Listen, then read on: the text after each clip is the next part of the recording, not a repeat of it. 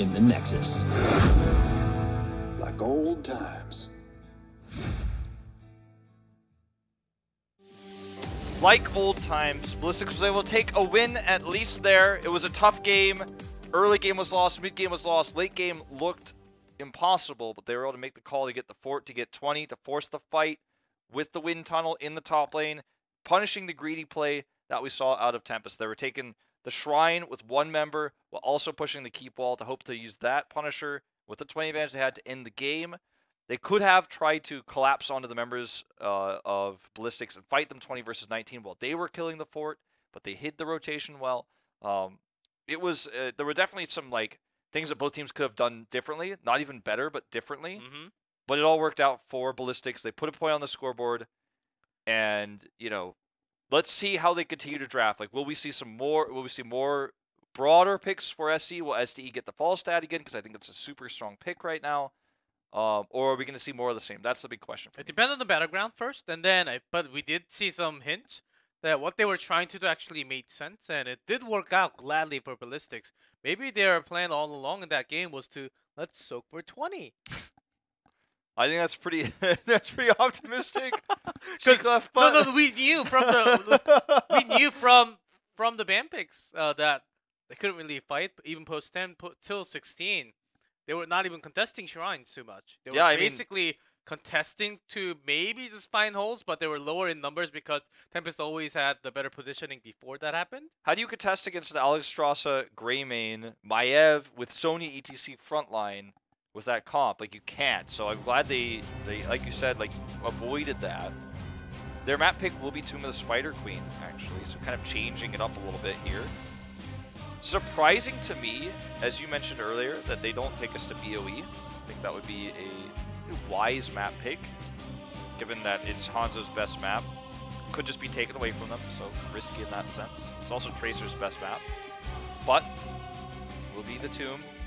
So just more aggressive play out of them, probably, to start things off. Let's see. Mouth banned out this time, as it was insta-picked by Ballistix, right? Game 2, but Phoenix finally a game with Genji allowed. Insta-locked, as you imagine, for Team Tempest here. Great for the map as well. Now the first thought, the initial thought here is Task Tracer again, right? Got the really good wave clear for Tassadar. He can also serve as a pseudo soul laner on this map. Very good rotational play. Is possible with the Tracer because the lane distance is short. You can farm a pulse bomb, lob it in there. But with all the nerfs, is it viable? On Dragonshire, they have problems with it. They had problems getting those kills, getting those picks. Tempest was ready. Hide on the Karzim, always there for protection. So, as much as it feels like the go-to here, it's fairly risky. And I think they're thinking about it. With the Phoenix ban, it's kind of awkward now, though. They don't really want to highly prioritize Hanzo here. I like this a lot. This is super safe. You just move away from DPS and actually just look for a more flexible draft. Yeah, just in case, Tempest also has a chance of just having Tracer Tastar once again. Or even without a Tastar. You can just use that Tracer here as super mobile comp with Genji. Another reason why they started up banning Phoenix is because Phoenix can not just as a DPS, can become a solo lane in this map. And Ballistix actually, I don't think they ever ran Phoenix like that before on this map, so maybe they're just not ready, haven't really tested that out, and which Tempest actually showed me previously. That's something else that you want to have in mind. Yeah, that's actually a good point. They didn't really run that much of it, so the Yrel dropped in early. This is Yrel's best map, in my opinion, because as a solo laner here, it's not just about the solo lane matchup, it's about rotations, and that's where Yrel really shines, because she has the ability to really set up a lot of cool ganks, and with her Avenging Wrath, can jump in, jump out. Not the greatest at like longer team fights on turn-in points, or on the boss, for example. But she's here with Rhaegar. It's that same pairing. So it's a solid pick into the Blaze. And again, Tempest isn't really showing too many cards here. It means they don't get banned out of a soul laner that they like, that they think is strong for initiation. Sonya would have still been decent here, but avoid it. It's a tough ban for Ballistix now. They can go towards the tank if their DPS can't really blow burst damage. Could just be another Anubrock, but it's going to be the safer Muradin ban. This actually hints me that Ballistix, they may actually run the Tracer comp once again, but with a different DPS to back off. Deckard ban. Well, it looks like we're going to see a Karzim pick, but against the dive, Deckard is pretty good support. So counter all the dives. Yeah, you really punish it if you have him. Not only with his sleep, but also with his scroll just and his slows seals and stuff. Yeah, with his roots.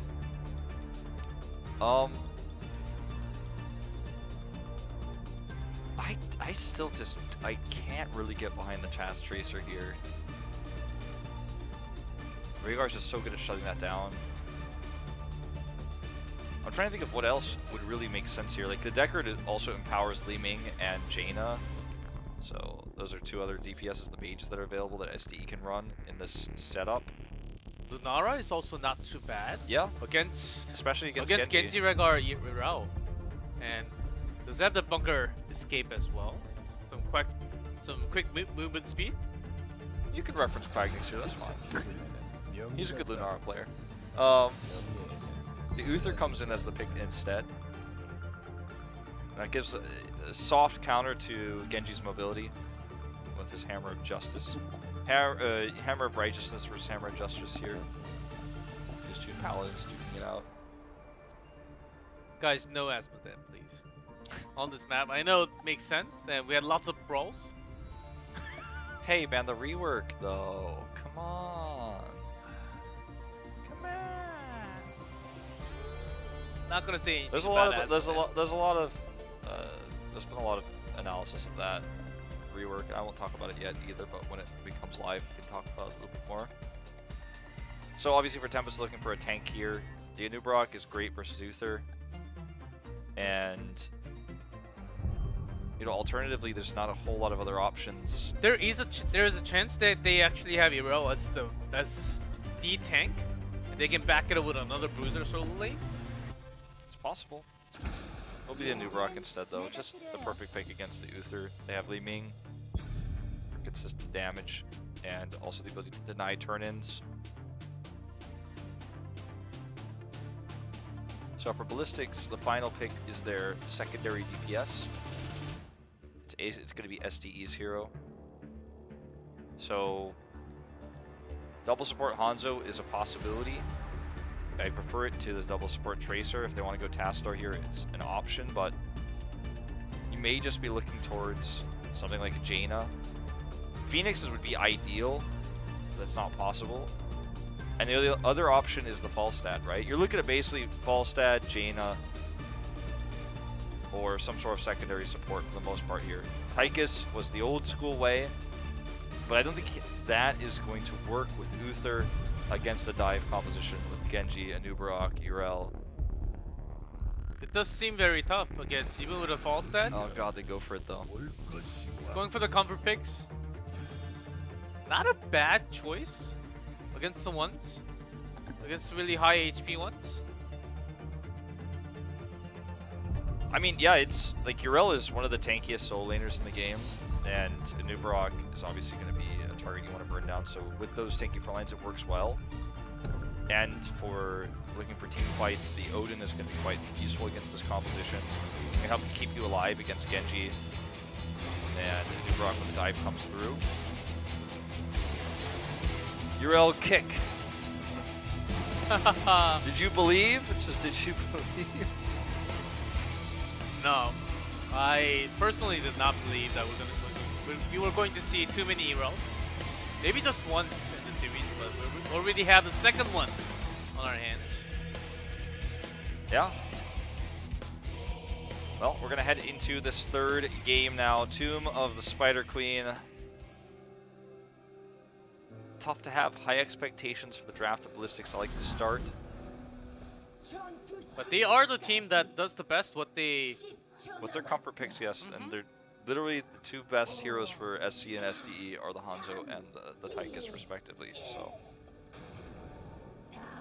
I think if I had to go into SDE's brain and really understand them behind this Tychus pick, is because all those picks that you can actually think of, like the Mage, even the Falstad, they're super low HP. And once they get caught into some CC, they will just get killed instantly. And compared to that Tychus, I guess you could say with a little bit more hit points, you can actually dash away from the CCs, can pop that Odin to buy some time at least. I can give you the Odin argument. I just think trying to insinuate though that like Tychus is more mobile than Falstad is I think you're reaching a little bit with your positivity right now, Chico. But just thinking how much you can actually but with the Odin, like I completely agree, and I was mentioning that earlier. Yeah, like with the Odin, there's a lot there's a lot of arguments like Falstad simply cannot do that, right? Falstad can help you survive in another way with his Gust, but he doesn't have the ability to like beef up and then do damage. So yeah, and again, as you mentioned as well, with the really tanky top laner of Urel, like this works pretty decently in terms of burning down his minigun. I think this is more though a comfort pick than anything, and there's nothing wrong with that. You know, if you're able to make slightly less meta heroes work reliably because you're so good at them, then that's actually a positive thing. That's actually a good thing. But when you start to struggle and when it starts to fail, when like, because there's a kind of a fine line you can walk where you're like, okay, I'm the best Tychus in the world, but it's not that meta, like it's a little bit weird. But then sometimes you cross the line where it's like Tychus just doesn't make sense, but you pick him. And I don't think we've crossed that line yet. Like I think he's still a reasonable pick here. But we are walking the line right now in terms of what Ballistix has been drafting these last two games, especially. The Tracer pick, something that we can't really criticize yet until we have further data on this patch. Here comes the dive, this well-coordinated triple damage there, the double stun after the dash comes through. Focused on to Uther, but the gigantic wave actually stopped all the damage from Flaming. Couldn't get a kill. And it's before 7 as well, so they can't really get too much done right now. That wave saved them big time. But right in that moment, we're able to see what Tempest's composition is capable of in terms of CC. Like, that is terrifying.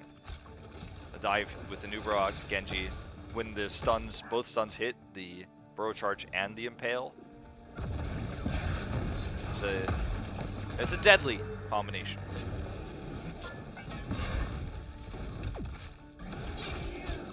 SDE trying to maximize the damage here. I actually really like that grenade.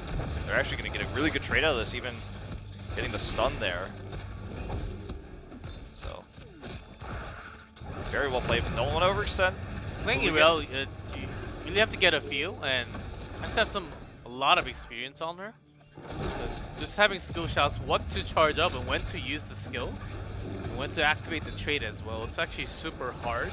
Depending on which one you activate the trait with, in a team fight could actually turn everything around with just one single skill. If either you jump in or use the hammer to push everyone out. It's really hard. Yeah. I've tried her a few times, and for me, it's not my playstyle. It doesn't really fit me too well. But for the solo laner, there are lots of players who actually like to play Urel so much. Yeah, I think like for me, when I first played her, I thought like, this is not my playstyle, I don't like this. After I got kind of like closer to level 5, after I played like, you know, 6 or so games of her, I was like, okay, I actually really enjoy this. But it's still, even after like hitting level 5, you got to this point where I was like, I still don't exactly have the greatest feel for how long it takes to charge up her abilities. Which of course been buffed since, you know, when I was playing her on day 1. Well, not day 1, but day 1 when I came back from Mrs. Brawl. Everyone else got to enjoy her long before me. But yeah, it's definitely an experience thing. Like, I think she's one of the hardest heroes to play. You know, even like Sonya as a solo laner is like pretty complicated to play to optimum, but at least on the most basic level, Sonya's kind of easy. But I think Urel, even at the basic level, is very hard, and then at the pro level, you're going very deep. So I do agree with you on that. Fine, gonna eat a lot of damage there. Jungha trying to ask for assistance to get that 27 turn in. He just barely gets it, like frame perfect, before the Shuriken connects. So, first turn of the game, very even game, by the way. Like, they are trading blows back and forth, and Ballistix, I think, is getting the better edge of most of those trades. In fact, look at that stun, gonna guarantee the turn in. Well played here by Jungha. Irel actually went down. I think we'll get to see that turn in. That's why Rengar was coming in instead. Because either if that wasn't being done, they were going to lose some EXP from the minions on the bottom lane. And they just made that choice. Great stop by Blaze, having Jungha there. Just gonna play passively. Don't overextend against Tempest here when they have this dive. Wait for the web weavers to come down, then go into lanes. Not trying to prep the waves, just coming at the last moment. And this is important for Ballistix to actually further their lead, the small lead that they have right now, because once Tempest, they have 10, post 10, they can snowball with the resets onto Leeming and Genji just forever and ever. And Ballistix, they will just get picked off. That's very true.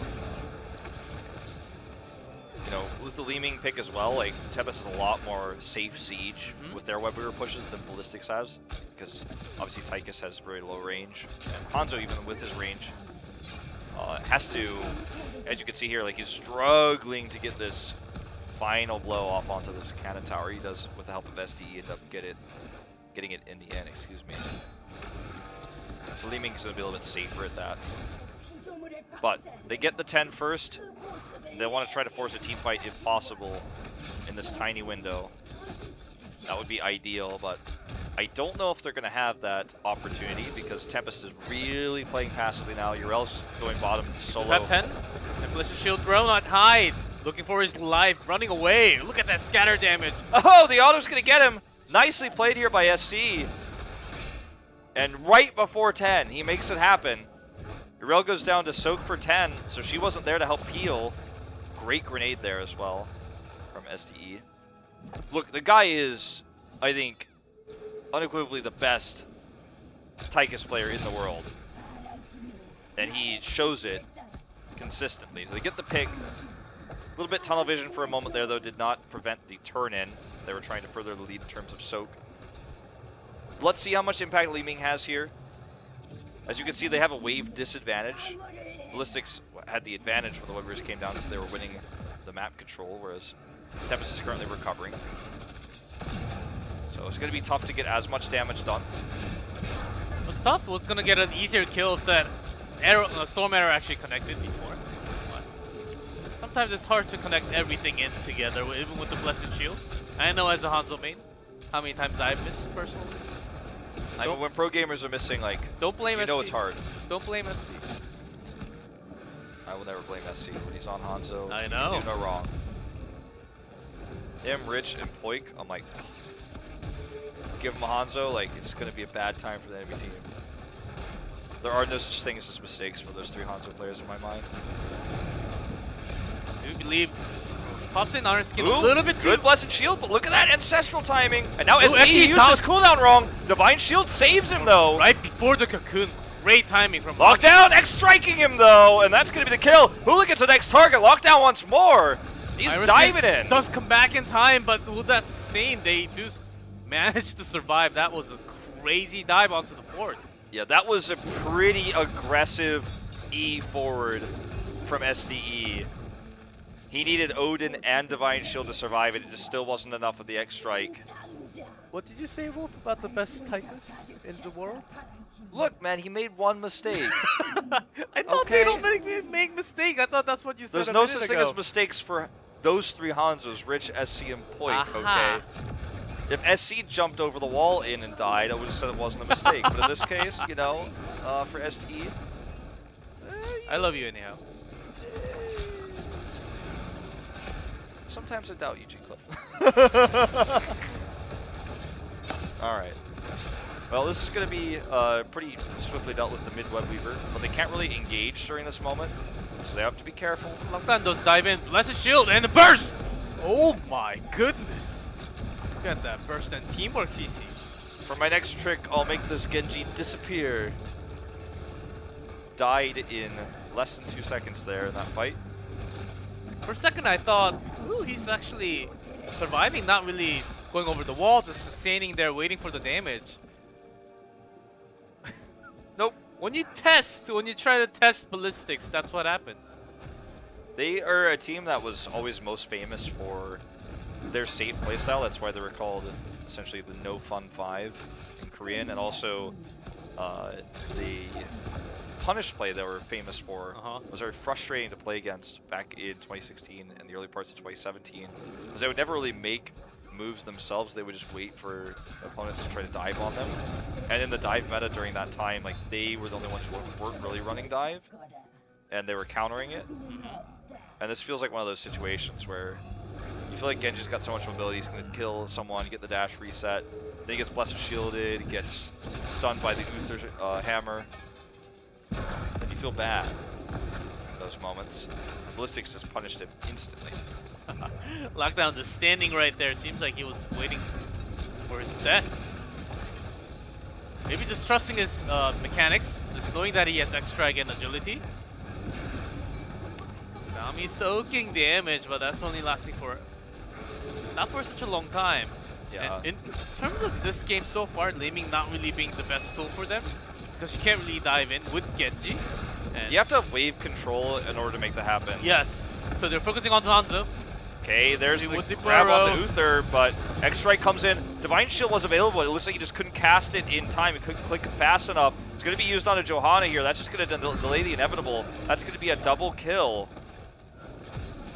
Tempest is going to eliminate so many gems. I think that was like 40 gems lost or so there. I don't have the exact number, but I think they were over 100 before that fight, so expensive. It's going to cost them a boss. They can commit to a turn-in. That's what Anubrak is trying to deny right now, so Science is making sure this doesn't happen. I think There's a time limit, though. I think Boggy was crowd control when he was trying to Divine Shield. Yeah, that could be the case. That's what, because he was certainly in range, or at least close to being in range. He was in the cocoon, and he came out like right before. It was close, man. You know, it's just really unfortunate. Like, had he been able to get that Divine Shield off, maybe the whole fight is different. But he couldn't do it. 10 Web Weavers away from another push. As the boss pushes top, they're going to get this mid fort. Total control of the map right now to Tempest. Just poking right now to guarantee that the boss gets value in the top lane. This Ballistix has to stick around here. Hanzo alone can clear the boss very quickly. You know, whether it's in the boss pit or in the lane. You don't pressure him, he clears it quickly, so this boss doesn't do as much as Tempest would have liked. Really good crisis management here for Ballistix. But can they prevent the turn-in? That's the bigger question. Don't think so.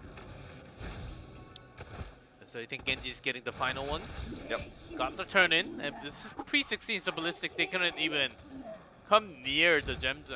Gems where they turn into gems here. Yeah, especially because of the waves as well. The minion waves made it really tough. So there's two different ways to approach this.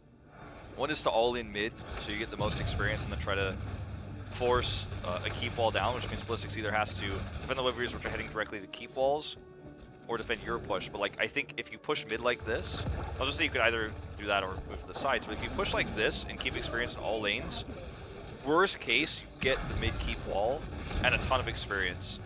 So that's the way they choose. They don't try to go all in on a keep or anything like that. They split up and push mid, forcing Tychus to split up to the top. Keep wall here should go down. This is just a delay, because Genji's still pushing bottom. This Tychus went top to clear the top Web Weaver. So they got almost the mid keep wall, the second keep wall damaged, top keep wall is dead. So almost like 2 keep walls if you add like the 2 half keep walls they got together. The promised time for Hanzo has come. Post 16 with the piercing. Huge opportunity for massive damage. Along with Tychus.